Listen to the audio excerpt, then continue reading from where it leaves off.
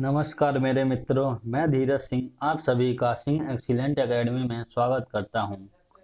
दोस्तों, आप लोग कैसे हो? मैं बिल्कुल ठीक हूं।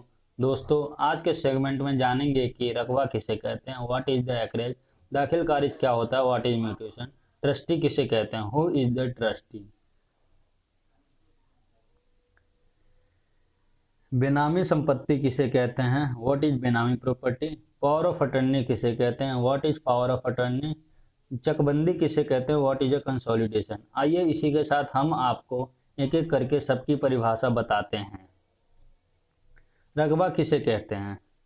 भूमि का एक क्षेत्रफल, आमतौर पर जब कृषि परियोजना के लिए उपयोग किया जाता है, लेकिन जरूरी नहीं कि एकड़ में मापा जाए, उसे रकबा कहा जाता है। What is the acreage? An area of land typically when used for agriculture purpose but not necessary measure in एकड़, दैट इज कॉल्ड एक्रेज। दाखिल खारिज किसे कहते हैं? एक संपत्ति का दाखिल खारिज स्थानीय नगर निगम के राजस्व रिकॉर्ड में शीर्षक प्रविष्टि का स्थानांतरण या परिवर्तन है। शीर्षक के स्वामित्व में बदलाव, मूल मालिक की मृत्यु और उत्तराधिकारी या उत्तराधिकारी के कारण स्वामित्व के बाद हस्तांतरण जैसे कई कारणों से हो सकता है। एक पट्टे पर संपत्ति की स्थिति में स्वामित्व को अटूट शक्ति के वकील के माध्यम से स्थानांतरित किया जा सकता है। अर्थात आसान शब्दों में कहे तो जब कोई व्यक्ति कोई जमीन खरीदता है तो उसकी रजिस्ट्री होने के बाद उस जमीन का दाखिल खारिज करवाना अनिवार्य हो जाता है। यहाँ दाखिल खारिज से मतलब है कि राजस्व विभाग के रिकॉर्ड में अपनी भूमि का एक व्यक्ति से दूसरे व्यक्ति पर स्थानांतरित करवाना दाखिल खारिज कहलाता है। What is mutation? Mutation of a property is the transfer of change of title entry in revenue record of the local municipal corporation. The change in title ownership may occur due to a number of reasons like death of the original owner and subsequent transfer of the ownership due to inheritance succession. In the event of a leased property, the ownership can be transferred through an irrevocable power of attorney. Trust किसे कहते हैं? Trustee का मतलब यह है कि कोई भी व्यक्ति अपने संपत्ति के रख रखाव के लिए किसी दूसरे व्यक्ति को सौंपना और उसका देखभाल करवाना, या फिर ट्रस्टी चाहे तो उस जमीन का कुछ भी कर सकता है। अगर उसे उस जमीन के मालिक ने उसको मालिकाना हक दिया है तो यह संपत्ति अधिनियम 1925 की धारा 53(1)(b) की सूची में आता है। अगर ट्रस्टी हस्तांतरित किए हुए जमीन को एक या एक से अनेक व्यक्तियों को हस्तांतरित करता है तो वह संपत्ति अधिनियम 1925 की धारा 34-36 के अंतर्गत आता है। Who is trustee of land? Trustee of land be created expressly section 53(1)(b) of the law of property act 1925 require that any declaration of trust must be manifested and proved by some writing signed by some person who is able to declare such trustee. The declaration of trust may be contained in transfer of the registered proprietors or in a separate trust deed or in a separate document arise from the party conduct or be imposed by statute. For example, where a land is transferred to or more person, Land of Property Act 1925 section 34-36। बेनामी संपत्ति किसे कहते हैं? बेनामी संपत्ति अधिनियम 1988 के तहत सरकार द्वारा आदेश पारित किया गया था कि अगर किसी व्यक्ति के पास बेनामी संपत्ति पाई जाती है तो उस व्यक्ति के खिलाफ बेनामी संपत्ति अधिनियम 1988 के अंतर्गत मुकदमा दर्ज किया जाएगा। बेनामी संपत्ति वह संपत्ति होती है जिस संपत्ति को खरीदा किसी और ने है पर रजिस्ट्री किसी और के नाम पर करवाई हो। भीम सिंह बनाम कान सिंह, माननीय सर्वोच्च न्यायालय AIR 1980, सुप्रीम कोर्ट 727 ने समझाया बेनामी संपत्ति लेन देन। आइए जानते हैं कि बेनामी संपत्ति कब बेनामी नहीं कहलाती है। इसका प्रावधान सरकार द्वारा बेनामी संपत्ति अधिनियम 2015 के बिल में आदेश पारित किया था कि जब कोई व्यक्ति संयुक्त परिवार से है और संपत्ति अपने घर के किसी भी सदस्य के नाम से खरीदते हैं और वह अपने घर के सारे सदस्यों का इनकम एक साथ दिखाता है तो वह बेनामी संपत्ति नहीं कहलाती है।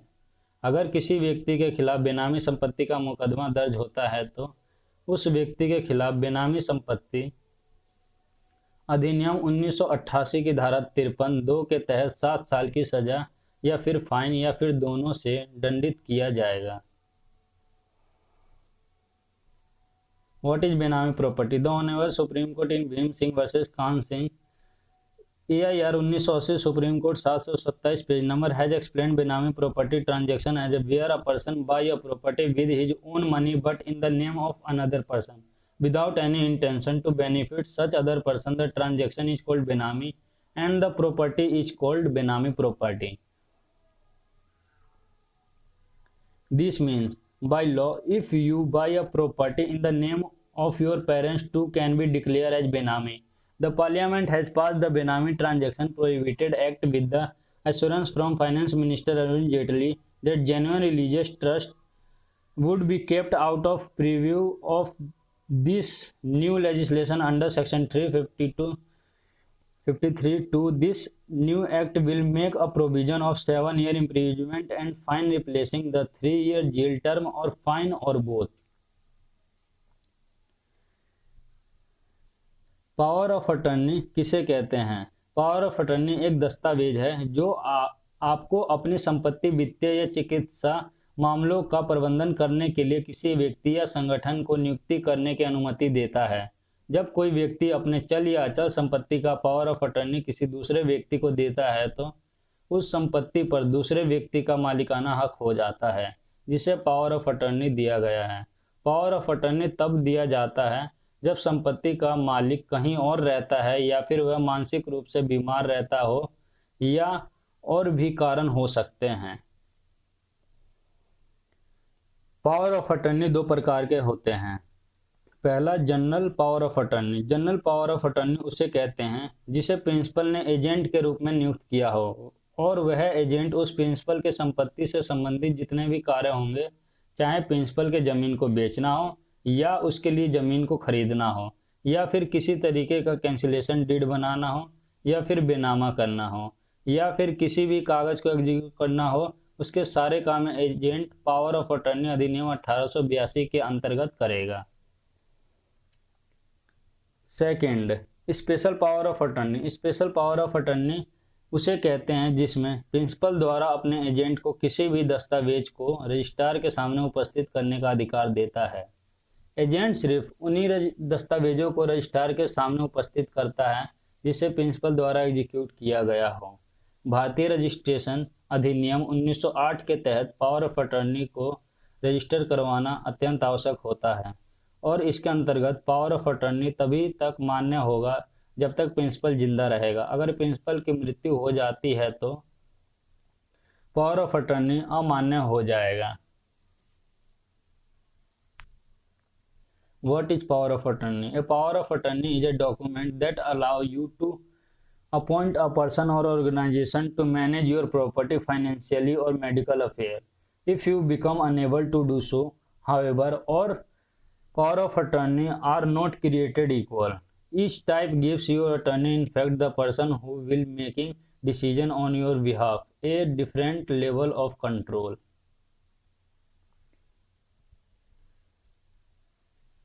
General power of attorney. The general power of attorney is a board mandate that gives an agent a lot of power to handle the affair of principal. The agent or the person designated to act on behalf of the principal is charged with handling several tasks. The tasks include buying or disposing of real estate or even entering into a contractual relationship on the principal behalf. Second, special power of attorney. An individual looking to limit how much the agent can do should choose limit or special power of attorney. Before signing to notarize a limit power of attorney, a person needs to be as detailed as possible about how much the agent should handle. If an individual is not clear what should fall under the special power of attorney, it is best to speak to a legal counsel. चकबंदी किसे कहते हैं? छोटे छोटे जमीन के टुकड़े को एक जगह पर बड़ा प्लॉट बनाना ही चकबंदी कहलाता है। चकबंदी इसलिए किया जाता है ताकि लोगों का समय बचे और राज्य के आर्थिक स्थिति को इंफ्रास्ट्रक्चर और विकास द्वारा सुधारा जाए। इसीलिए देश के हर राज्य में चकबंदी होती है। चकबंदी हर राज्य में चकबंदी होल्डिंग अधिनियम 1962 के तहत में किया जाता है। What is consolidation? Land consolidation is a planned adjustment and rearrangement of land parcel and their ownership. It is usually applied to form large and more rational land holding. Land consolidation can be used to improve the rural infrastructure and to implement the development and environmental policy, improving environmental sustainability and agriculture. इसी के साथ आप लोगों का धन्यवाद। अब हम ऐसे ही कुछ आकर्षित वीडियो के साथ हम मिलते रहेंगे। कृपया करके मेरे चैनल को सब्सक्राइब करें और बेल आइकन को दबाना ना भूलें और शेयर जरूर करें। आपका दिन मंगलमय हो।